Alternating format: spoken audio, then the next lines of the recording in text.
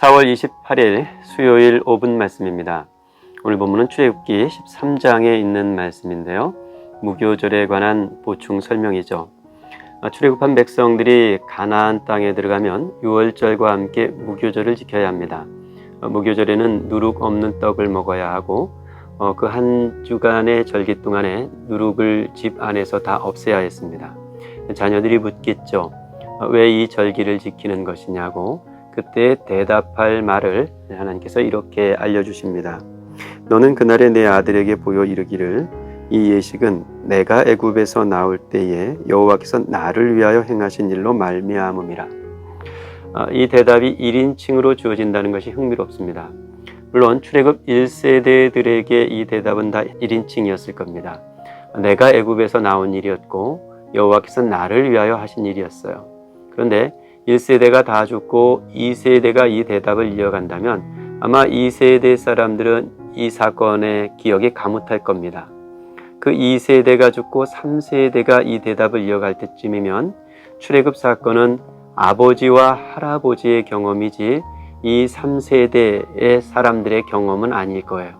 그럼에도 불구하고 고백은 똑같았어야 했습니다.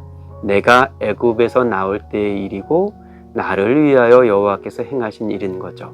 모태신앙이라는 말이 있습니다. 우스개로 모태신앙을 아무것도 못하는 신앙이라고도 부릅니다. 아버지의 믿음과 할아버지의 믿음은 참 귀한 것이지만 그 믿음의 전승이 내게 이어지지 못한다면 그야말로 모태신앙이 될 겁니다. 아버지의 믿음과 할아버지의 믿음이 고스란히 나의 믿음이 될 때 오늘 나의 구원도 있는 것이죠. 출애굽한 백성들이 나를 애굽에서 구원한 나를 위하여 하나님께서 행하신 일이라고 고백했던 것처럼 우리의 구원 사건도 예수님께서 나를 위하여 행하신 사건이라고 고백할 수 있고 대답할 수 있어야겠습니다. 두 번째 이어지는 본문 이야기는 첫 태생을 구별하여 하나님께 거룩히 드리는 일입니다. 그것이 다 여호와의 것이기 때문이라고 말씀하시죠. 실은 처음 난 것들만 하나님의 것은 아닙니다.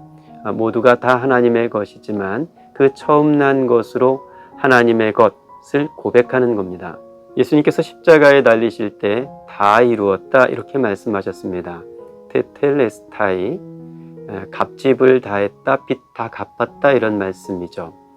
빚 다 갚고 값집을 다 해서 우리를 사신 겁니다. 그 십자가의 구속이 우리를 하나님의 것이 되게 했습니다. 출애굽한 이스라엘 백성들이 하나님의 것이 되었듯이 예수 그리스도를 통하여 구속받은 우리도 하나님의 것입니다. 오늘 본문의 마지막 대목은 이스라엘 백성들이 숫곳을 출발하여 에담의 장막을 치는 과정이죠. 이 대목에는 세 가지 중요한 정보가 들어 있습니다.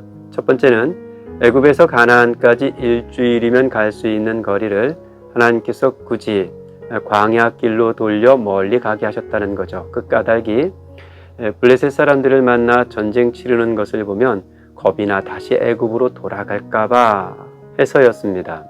두 번째 정보는 이스라엘 사람들이 출애굽할 때에 요셉의 유고를 가지고 나갔다는 겁니다.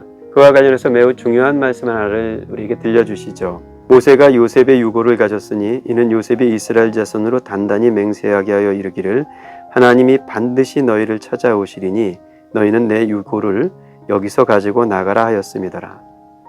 요셉의 유언이었는데요. 유고를 가지고 나가는 이 사건은 하나님이 이스라엘을 반드시 찾아온 것을 증언하는 사건이 되었습니다. 세 번째 정보는 하나님께서 이 이스라엘의 광야길에 불기둥과 구름기둥으로 함께 하셨다는 겁니다. 함께 하셨을 뿐만 아니라 앞서 가셨다고 오늘 본문은 기록하고 있습니다. 하나님께서 앞서 가시고 하나님께서 함께 하시는 이 광야의 여정이 실은 우리 믿음의 여정이기도 합니다. 어쩌면 이 하루가 세상에서는 광야 같은 날인지는 모르겠으나 이 길에 하나님께서 앞서 가실 것이고 구름기둥과 불기둥으로 우리와 함께 하실 것입니다. 하나님의 불기둥과 구름기둥 아래에서 저와 여러분의 오늘 하루가 평안할 수 있기를 빕니다.